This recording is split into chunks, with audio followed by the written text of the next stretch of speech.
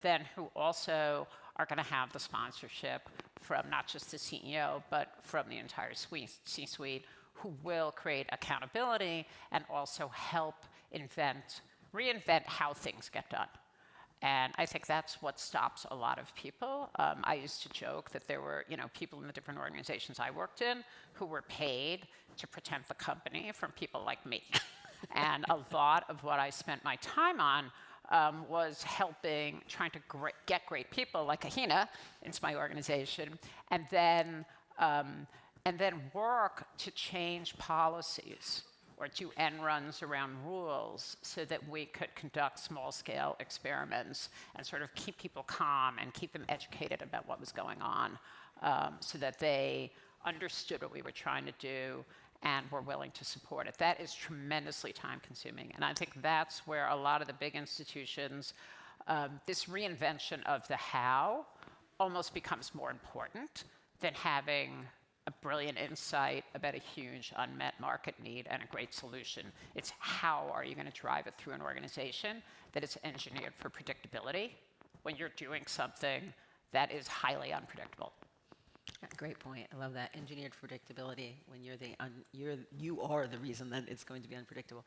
Ben, I want to switch to regulation. It's a big topic. We had a panel earlier today on it.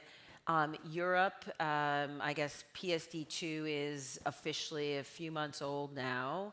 How do you see regulation enabling or stifling innovation in the UK and across Europe, if you could?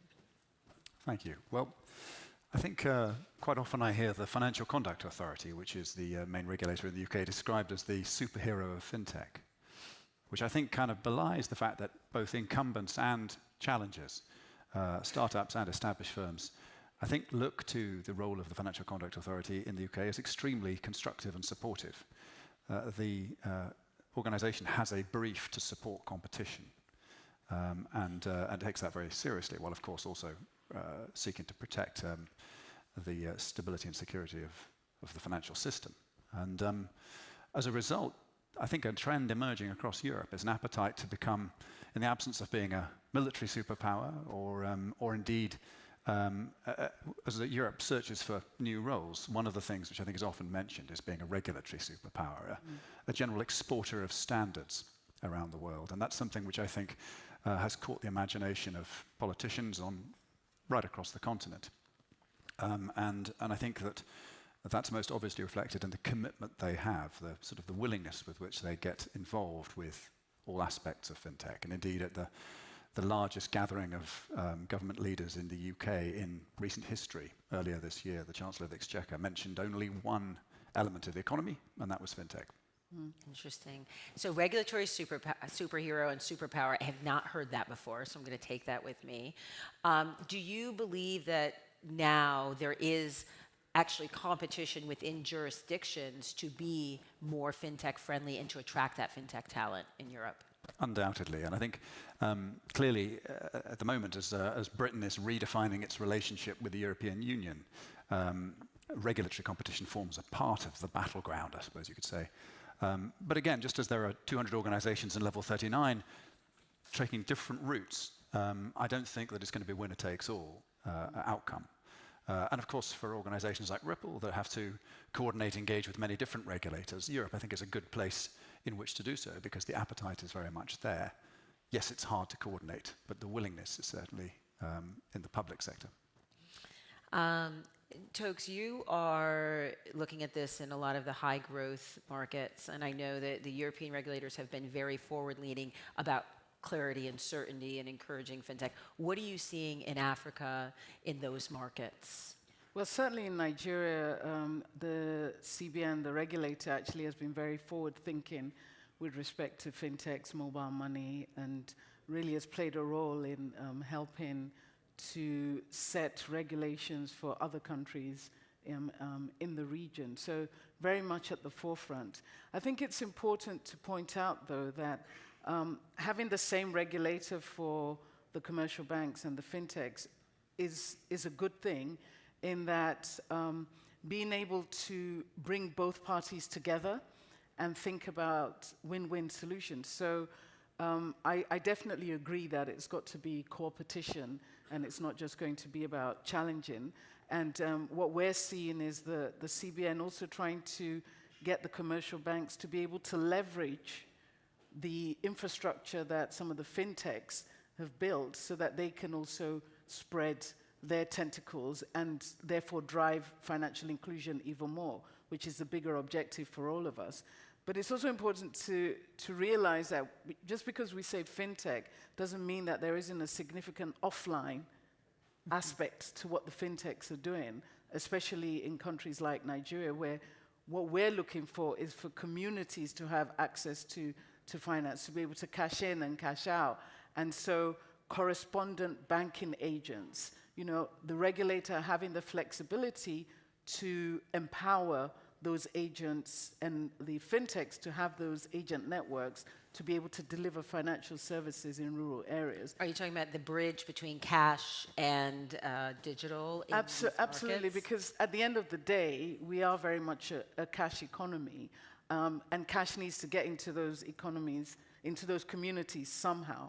And that's the fintech that's getting that cash into those communities by having those agents, and I'm talking about mom and pop shops, acting as branches for the banks. And I know we'll come on to this, but that's a big area where I'm seeing blockchain empower those mom and pop shops to be able to have those records that have integrity so that they can check the balances and make sure that there's the right money there and make sure that you don't have duplicate customers trying to overlend or over borrow. So we talk about fintech, but the regulator has been very good in making sure that that offline aspect, which is still needed in countries like ours, where people still need to hold their physical cash, they're able to do that because the fintech is providing the rails into those communities. Let's go right in, because we were going to talk about blockchain next, and you just gave a use case, and I'd like to just kind of go a little bit deeper into that. Is, as you're looking at blockchain technology, how do you see that in the context of solving those problems on the ground in those communities? Yeah, and I'm glad you said solving problems, because for us, I mean, there are all these buzzwords, distributed ledger technology and the likes. For us, it is not just a nice to have, but really what can the technology do to solve the problems of people having access. And primarily we talk about access to financial services, but we're also talking about essential services where technology plays a huge role in distribution of healthcare services or education. So for us, it very much is leveraging these technologies to solve problems. And there are two areas where we tend to focus and try and see how that technology can play out. One is in identity, and the other is in payments, which we've been speaking about. And in these, where we are in the Western world, when you hear that, maybe half the population doesn't have identity, you're like, what do you mean? I mean, like in America, you can't move without having a social security number. I mean, that's not pervasive in our market. So what you're enabling is the creation of digital identities for people who've never had identities. And with those digital identities, the ability to participate in the economies because they then have the access, because they then can have a wallet, because they then can open up and cash in, cash out, because they can then go to a hospital and be able to have that invincible record via blockchain. So that's a key area for us. And of course, I've mentioned on payments. And sort of one area that is particularly near and dear to my heart in payments is around cross-border payments, which we've been speaking about. And to really drive it home, if you have an SME, I mean, in Africa we talk about intra-regional trade, which is not as high as it should be across the various countries. Everyone's exporting to the West and the likes. But you have these SMEs who are really the engine of growth in our economies, who are also trying to sell their goods and services, and not just locally, but across borders. And in the past, there's been the friction of them having to convert their money into dollars and then send dollars to another SME in another country who then converts it. I mean, these guys have no business knowing anything about dollars. So the ability to use distributed ledger technology to be able to make those payments from Naira to the Kenyan shilling is huge. And suddenly you're enabling these SMEs to form these webs that are not necessarily dependent on all the politics that goes on with intra-regional trade and